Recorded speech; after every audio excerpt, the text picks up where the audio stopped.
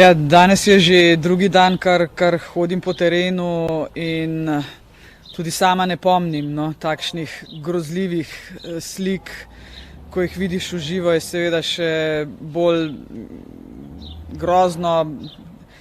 Na te kraje sem sama tudi osebno navezana, jaz sem seveda rojena Kamničanka iz Mekinj in ko vidim predele, ki sem jih nekoč obiskovala ali hodila ob njih ali po njih, ki jih zdaj ni več, ki jih je odnesla voda, je seveda občutek še bolj drugačen, kot če si v kraju, ki ni bil tvoj rojstni kraj.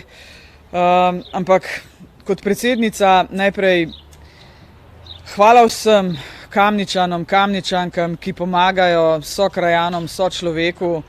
Mislim, da je danes prav, da se zahvalim tudi vsem županom in županjam po celi Sloveniji, ki garajo za svojo občino. Včeraj sem se zahvalila gasilcem, civilni zaščiti, policiji, Slovenski vojski, še enkrat danes večkrat bo treba reči hvala čisto vsem, ki delajo na terenu. Moram vam povedati, da v teh dneh dobivam veliko klicev tudi strani predsednikov, ne samo sosednjih držav, ampak tudi drugih držav. Danes se je oglasil predsednik Srbije, predsednik vlade Republike Poljske. Vse države so pripravljene pomagati, prva pomoč v Slovenijo že prihaja. Včeraj sva govorila s predsednikom vlade, gospodom Golobom. Dela se popis stvari, ki jih država potrebuje, ki jih Slovenija ne more zagotoviti sama. Vsi bomo napeli vse sile, tudi jaz sama osebno bom poklicala predsednike, da bodo pomagali za tisto najnujnejšo opremo, ki je v Sloveniji ni oziroma jo že morda primanjkuje. Ta seznam bo danes tekom dneva končan.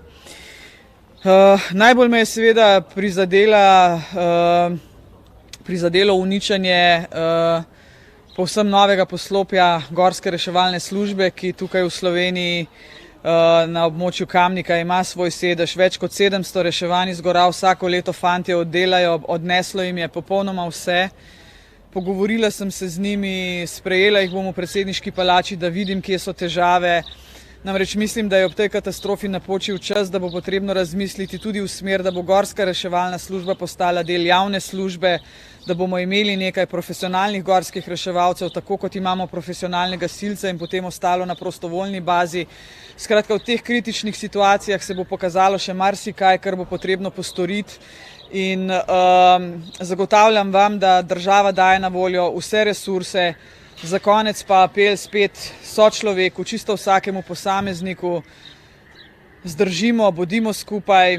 Na koncu bom rekla, veste, ni stvari, ki je človeške roke ne bi mogle odpraviti in popraviti skupaj z mehanizacijo, ker so razmere hude, verjetno ne bo šlo, neverjetno, zagotovo ne bo šlo čez noč, ampak na koncu bo Slovenija zmogla s pomočjo nas, ki živimo tukaj, zmogla s pomočjo vseh, ki nam bodo pomagali iz tujine, tudi finančna sredstva znotraj Evropske unije. Če ste opazili, včeraj je bil že komisar Lenarčič tudi v Sloveniji. Skratka, delamo na polno in Slovenija skupaj zmore. In še enkrat, hvala lepa res čisto vsem. Hvala lepa župan Slapar, hvala lepa gospod Oblak, glavni gasilec, ki koordinira vse skupaj v občini Kamnik. Jaz se vama osebno in v imenu Republike Slovenije zahvaljujem za vse, kar sta opravila skupaj tudi vašim ekipam, ki ju vodita. In evo, župan, prosim še vas za eno pojasnilo. Izvolite. Ja, občino Kamnik je v noči iz četrtka na petek zajelo izjemno deževje. Veste, gmota deževja se je zletela v Kamniško-Savinjske Alpe in odložila deževje in dejansko so poplavile vsi pritoki Kamniške Bistrice, torej dolina Bistričice, dolina Tunščice, dolina Črne in pa dolina Kamniške Bistrice, ki so še vedno odrezane od sveta, torej dolina Črne in pa dolina Kamniške Bistrice. Počasi se prebijamo do doline Bistričice. Razmere so katastrofalne, dejansko so vasi in pa doline odrezane od sveta in tam manjkajo cestne povezave, ki so dodobra zrušene.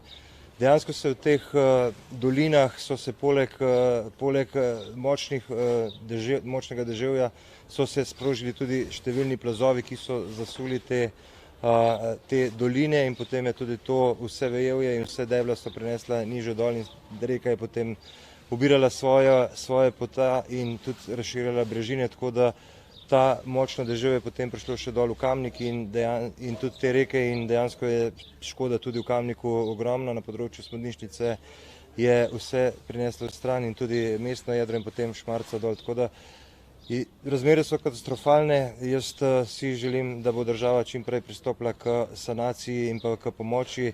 Prva ocena škode v občini Kamnik je vsaj 500 milijonov evrov, kajti celotna infrastruktura po dolini Črne, po dolini Kamniške Bistrice in pa tudi po dolini Bistričice je uničena. Uničeni so tudi nekaj hiš je odneslo, nekaj jim preti še zdaj nevarnost, pa vendar v zahvalo vsem enotam na terenu od prve ure, torej od 2 takrat od ponoči, od četrtka do danes je na terenu prek 300 gasilcev iz naših gasilskih društev. Intervencijo koordinira gospod Jože Oblak, predsednik PGD Kamnik.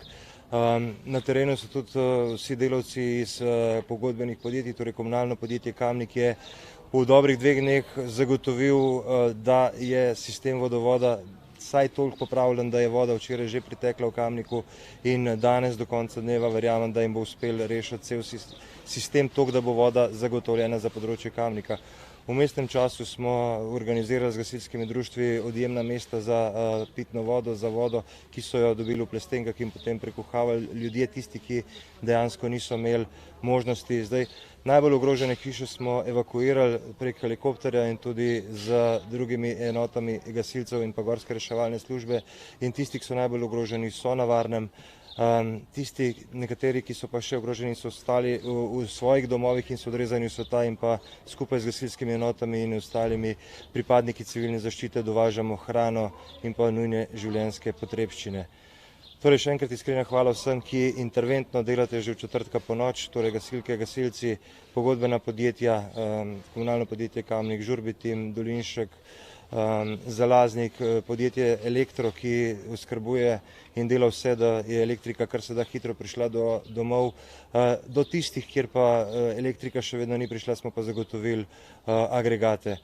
Hvala tudi vsem Kamničankam, Kamničanom, ki ste stopili skupaj in dejansko pomagate sosed sosedu in dejansko na terenu se zadeve že sanirajo.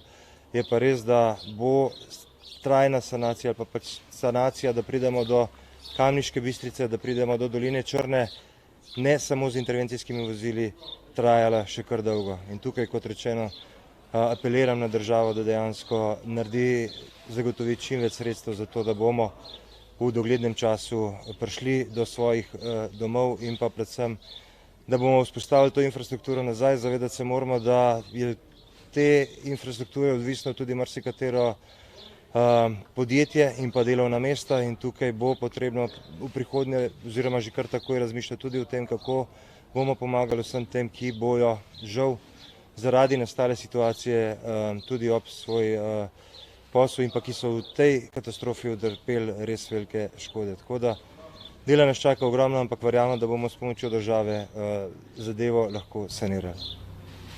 Hvala lepa. Še vprašanje za gospod predsednik.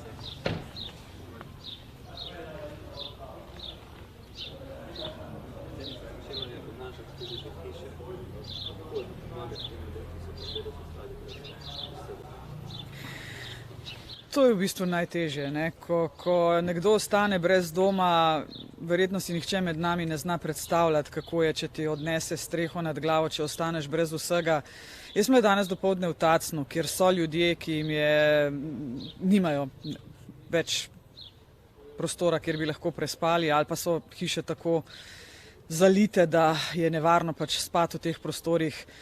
Vsaka občina je omogočila namestitve ljudem, ki jim je uničilo dom. V Ljubljani je to Tacen, v Kamniku je to Snovik, v Uršulinski samostan župan, če se ne motim. V Mozirju, kjer sem bila včeraj, je po osnovnih šolah prostor, kjer se lahko prespi. To so seveda začasne rešitve, ne. Potem bo pa pač treba narediti mnogim hiše s čiste nule in jim ponovno zagotoviti streho nad glavo. Še enkrat vem, da ne bo čez noč, ampak nihče ne bo ostal sam. Večkrat bom to poudarila in tudi na tem mestu še enkrat. Nihče ne bo ostal sam. Slovenija bo pomagala, pomagali bomo ljudje.